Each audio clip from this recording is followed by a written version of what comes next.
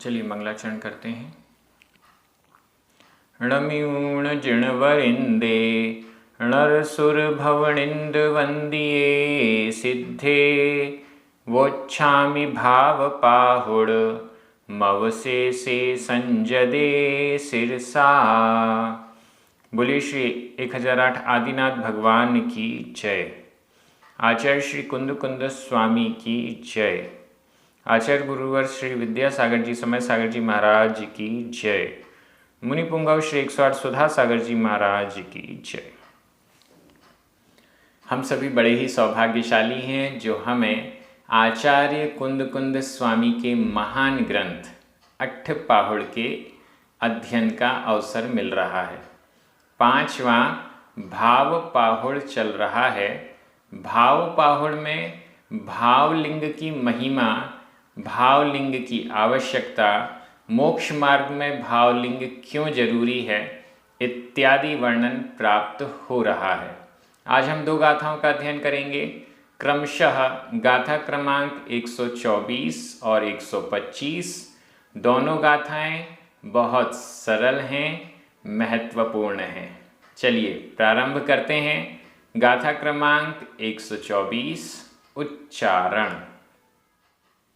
जह जह बीयम्मी अधमा पुरमा बीयम्मी य य दड्ढे दड्ढे आधा ढ दड्ढे ण वी रोहई रोहई अंकुरो अंकुरो य महिबीढ़े महिबीढ़े हा में छोटी की मात्रा, वा में बड़ी की मात्रा। महिबीढ़े तह तह कम्म अधमा पुरमा कम्म बीय दड्ढे दड्ढे आधा ढ कम्म बीय दड्ढे भवंकुरो भवंकुरो भाव सवर्णाणम भाव सवर्णाणम जह बीयम्मिय दड्ढे जह बीयम्मिय दड्ढे णविरोहै अंकुरोय महिबीढ़े णविरोहै अंकुरोय महिबीढ़े तह कम्म बीय दड्ढे तह कम्म बीय दड्ढे भवंकुरो भाव सवर्णाणम भवंकुरो भाव सवर्णाणम। बड़ी अच्छी गाथा है, सीधे सीधे कह रही है।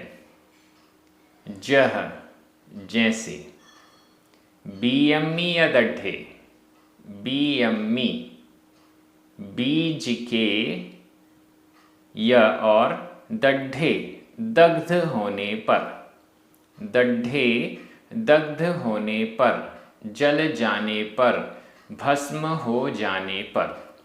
जह जैसे बीयम्मी बीज के दड्ढे दग्ध हो जाने पर बीज के जल जाने पर जैसे बीज के जल जाने पर। ण नहीं वी भी रोहई रोहई अंकुरो अंकुर अंकुर बीज में अगर हम बीज को भूमि में बो देते हैं तो अंकुर अंकुर होता है, लेकिन दड्ढे बीयम्मी दग्ध बीज के होने पर बीज के दग्ध हो जाने पर बीज के ही जल जाने पर णविरोहई अंकुरो अंकुरो णविरोहई अंकुर का आरोहण नहीं होता है, अंकुर आरोहण नहीं करता है, अंकुर ऊपर नहीं आता है, बाहर नहीं आता है। रोहई रोहण करना, ऊपर आना, बाहर आना, उत्पन्न होना। अंकुरो अंकुर णविरोहई रोहण नहीं करता है, अंकुर उत्पन्न नहीं होता है, अंकुर बीज से बाहर नहीं निकलता है। कब नहीं निकलता? बीज के दग्ध हो जाने पर, बीज के जल जाने पर, बीज के भस्म हो जाने पर अंकुरो अंकुर न वि नहीं रोहई आरोहण करता है, आरोहण नहीं करता है, अंकुर नहीं निकलता है। मही वीढ़े, मही मही पृथ्वी, बीढ़ बीढ़ पीठ, धरती तल पर। मही वीढ़े, मही यानी पृथ्वी, पृथ्वी का पीठ, पृथ्वी की पीठ पर, पृथ्वी के तल पर, भूमि पर यदि जला हुआ बीज बोया जाए तो उसमें से अंकुर निकलेगा क्या?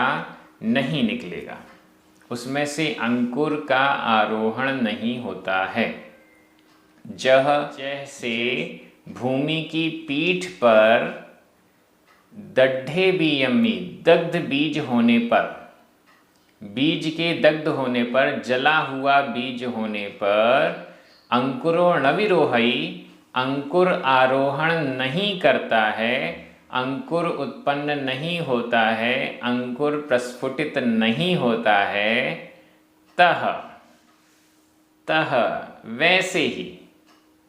वैसे ही कम बीय दड्ढे, कर्म रूपी बीय, बीज के दड्ढे दग्ध हो जाने पर, तह वैसे ही कम बीय दड्ढे, कर्म रूपी बीज के दग्ध हो जाने पर भवंकुरो, भवंकुरो संधि विच्छेद कर लेते हैं। भव वा में छोटा अ, अंकुरो छोटा अ, दोनों छोटे आ मिलकर बड़ा आ हो गया, लेकिन अंकुरों में ऊपर बिंदी है। ये बिंदी का मतलब है कि ये आगे वाला जो का है इसके साथ संयुक्त है। संयुक्त अक्षर होने से जो दीर्घ स्वर है वह भी ह्रस्व हो गया, तो वापस छोटा हो गया। भव अंकुरो भवंकुरो, भव रूपी अंकुर, संसार रूपी अंकुर नहीं रोहण करता है, नविरोहई रोहण नहीं करता है, आरोहण नहीं करता है। कर्म रूपी बीज के दग्ध हो जाने पर, कर्म रूपी बीज के नष्ट हो जाने पर भव संसार रूपी अंकुर प्रस्फुटित नहीं होता है। किसको प्रस्फुटित नहीं होता? भाव सवणाणम, भाव सवण श्रमण, भाव श्रमणों के। तह उसी प्रकार भाव सवणाणम, भाव श्रमणों के, कम बीय दड्ढे, कर्म रूप बीज के दग्ध हो जाने पर, जल जाने, भस्म हो जाने, नष्ट हो जाने पर भवंकुरो भव रूपी अंकुर, संसार रूपी अंकुर भी ण नहीं रोहई आरोहण करता है। फिर संसार बढ़ता नहीं है, फिर संसार प्रस्फुटित नहीं होता, फिर संसार होता ही नहीं है। जैसे कोई बीज जल गया है, नष्ट हो गया है, उसे हम कितनी भी अच्छी उर्वरक भूमि में बो दें, कितना भी पानी दें, कितनी भी खाद दें, कितनी भी केयर करें, तो भी उसमें से अंकुर प्रस्फुटित होने वाला नहीं है। वैसे ही जिस भाव श्रमण ने कर्म रूपी बीज को ही जला दिया है, तो उसके भी संसार रूपी अंकुर प्रस्फुटित होने वाला नहीं है।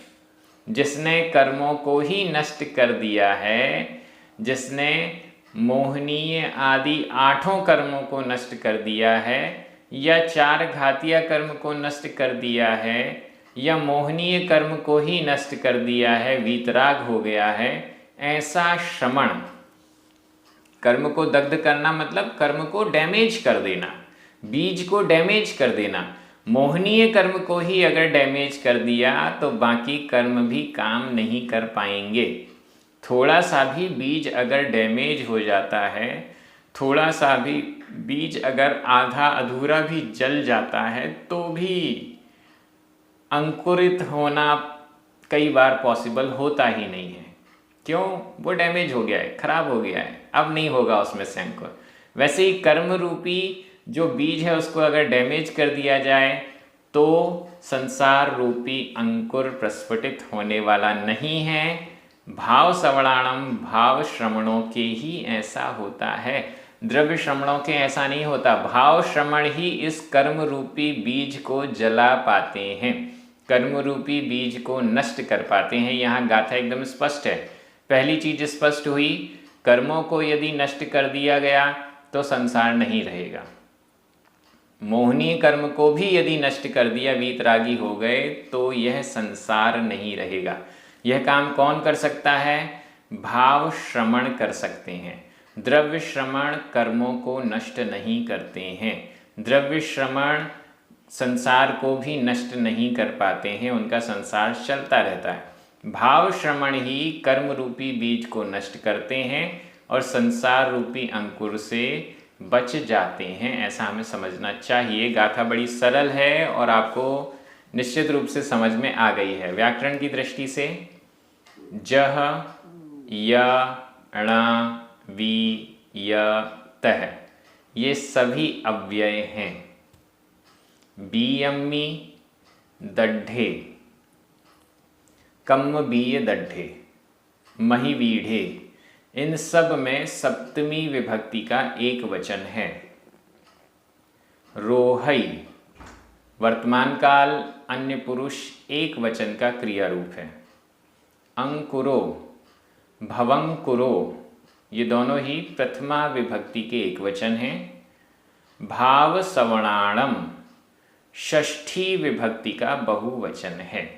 यहाँ पर एक चीज आपको दिख रही है, जह बीयम्मी य दड्ढे। अब बीयम्मी हमने अर्थ क्या किया? बीज के दग्ध होने पर, षष्ठी विभक्ति का अर्थ कर रहे हैं, लेकिन यहाँ पर लगी हुई है सप्तमी विभक्ति। उसका कारण है कि ये जो बीयम्मी शब्द है वो दड्ढे का विशेषण है। दड्ढे दग्ध होने पर, किसके दग्ध होने पर? जिसके दग्ध होने की बात की जा रही है उसमें भी सप्तमी विभक्ति लगेगी। मेरा ऐसा कार्य हो जाने पर, तो अब मेरा, तेरा या जिसका भी, राम के आ जाने पर, तो यहाँ आ जाने पर आ गए ये सप्तमी विभक्ति लग गई। लेकिन किसके आ जाने की बात की जा रही है? रामे। तो रामे भी यहाँ पर भी सप्तमी विभक्ति आएगी। रामे आ गए, अहम आगच्छामि। राम के आए हुए होने पर मैं आ जाऊंगा। तो जिसके होने पर बात कर रहे हैं उसमें भी वही सेम विभक्ति लगेगी।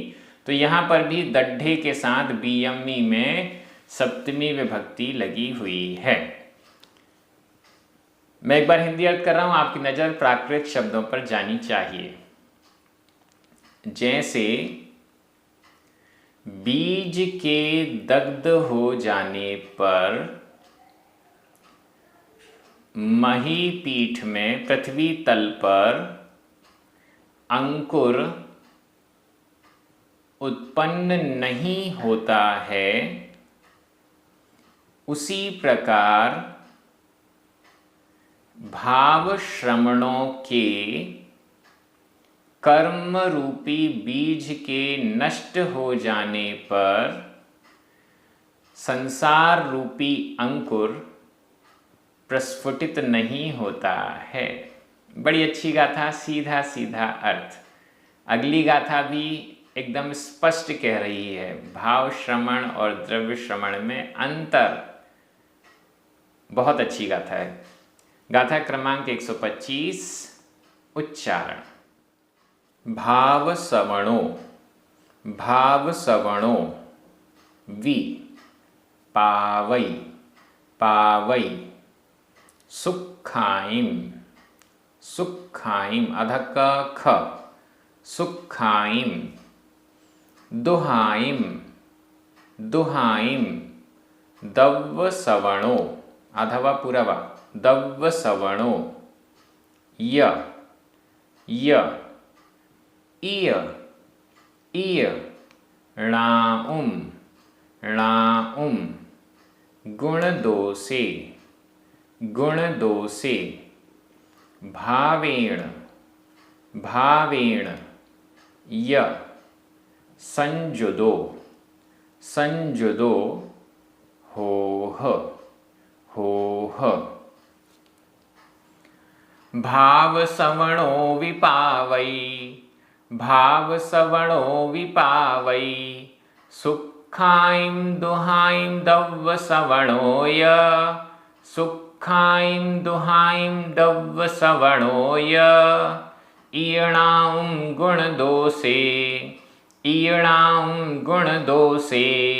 भावेण य संजुदो होह, भावेण य संजुदो होह। बड़ी अच्छी गाथा है। आचार्य कुनकुन स्वामी हमेशा कहते हैं कि इसमें कौन सी अच्छाई है, कौन सी बुराई है, इसको जान लो और जो पसंद आए उसको ग्रहण कर लो। मुनि बने हैं, दीक्षा धारण की है, अब ऊपर ऊपर ही आचरण करना है कि अंदर से भी भाव वैसे बनाना है। दोनों के गुण दोष समझ लीजिए और फिर जो अच्छा दिख रहा है उसका पालन कीजिए। ईय इस प्रकार से, ईय इस प्रकार से। णाउम जानकर, णाउम यह संबंधक भूत कृदंत का प्रयोग है। ये जो उम प्रत्यय है ये संबंधक भूत कृदंत में भी प्रयुक्त होता है, हित्वर्थक कृदंत में भी प्रयोग होता है, लेकिन यहाँ पर संबंधक भूत कृदंत। णाउम जानकर, ईय इसको, इस प्रकार से। णाउम जानकर, किसको जानकर? गुण दो से, गुण दो से, गुण और दोषों को, गुण और दोषों को। णाउम जानकर भावेण य संजुदो, भावेण भाव से, संजुदो संयुक्त। इस प्रकार गुण दो से, गुण और दोषों को, भाव श्रमण पने के गुण और द्रव्य श्रमण पने के दोषों को, दोष को णाउण जानकर, णाउम जानकर भावेण संजुदो भाव से संयुक्त, भाव से सहित। होह हो जाओ हे मुनिराज, हे द्रव्य श्रमण, हे मुनिराज, आप या तुम संयुक्त भावेण संजुदो होह, भाव से संयुक्त हो जाओ। यहाँ भाव संजुदो, भावेण संजुदो, संजुदो में प्रथमा विभक्ति का एक वचन है, लेकिन होह यह बहुवचन में हो रहा है, तो इसका अर्थ भी हमें एक वचन में ही लेना पड़ेगा। भले प्रयोग यहाँ पर होह बहुवचन है, लेकिन अर्थ हमें एक वचन में ही लेना पड़ेगा। इसके स्थान पर हो ही हो सकता था, लेकिन पांडुलिपियों में या जिसमें भी जैसा मिला हो, इसलिए यहाँ पर होह लिखा हुआ है। हो जाओ, किससे संयुक्त हो जाओ? भावेण संजुदो, भाव से संयुक्त हो जाओ। क्यों हो जाओ? गुण दोषे णाउम, गुण और दोषों को जानकर। इस प्रकार से गुण और दोषों को जानकर। अब क्या दोष और क्या गुण बताए गए हैं? ऊपर वाली लाइन में चलिए। भाव सवणो भाव श्रमण, और नीचे लास्ट में दूसरी पंक्ति, दूसरे चरण के लास्ट में लिखा है दव्य सवणो द्रव्य श्रमण। भाव श्रमण द्रव्य श्रमण, वी भी पावई, पावई प्राप्त करता है। भाव सवणो भाव श्रमण प्राप्त करता है, दव्य सवणो और द्रव्य श्रमण प्राप्त करता है। क्या क्या प्राप्त करता है? भाव सवणो विपावई, सुखाइम सुखों को, सुखाइम सुखों को प्राप्त करता है। भाव सवणो सुखाइम पावई, भाव श्रमण सुखों को पावई प्राप्त करता है। दुहाइम दव्य सवणो या और दव्य सवणो द्रव्य श्रमण दुहाइम दुखों को प्राप्त करता है। सिंपल सेंटेंस, सिंपल अर्थ।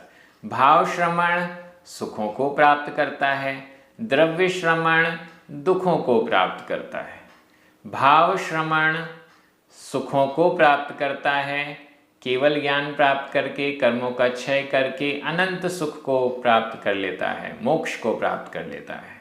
द्रव्य श्रवण कर्मों का नाश नहीं कर पाता है, केवल ज्ञान मोक्ष प्राप्त नहीं कर पाता है, जहाँ भी जाता हो दुखों को प्राप्त करता है। मेहनत, परिश्रम, पुरुषार्थ दोनों कर रहे हैं, दोनों चर्या का पालन कर रहे हैं, लेकिन द्रव्य श्रवण भावों से रहित है, इस कारण से वह दुखों को प्राप्त कर रहा है। द्रव्य श्रवण दुखों को प्राप्त कर रहा है। क्यों कर रहा है? क्योंकि वो भावों से रहित है, और जो भाव श्रवण है वही चर्या करते हुए भाव श्रवण सुखों को प्राप्त करता है। ये इस प्रकार से गुण दोषे गुण और दोषों को णाउम जानकर भावेण संजुदो भावों से संयुक्त हो जाओ, ऐसा आचार्य कुंद कुंद स्वामी कह रहे हैं। और सही भी है, पुरुषार्थ पूरा किया जा रहा है लेकिन भाव नहीं है। भावों को और सही कर लें तो काम बन जाए, ऐसा आचार्य कुंद कुंद स्वामी कह रहे हैं। बहुत अच्छी गाथा है।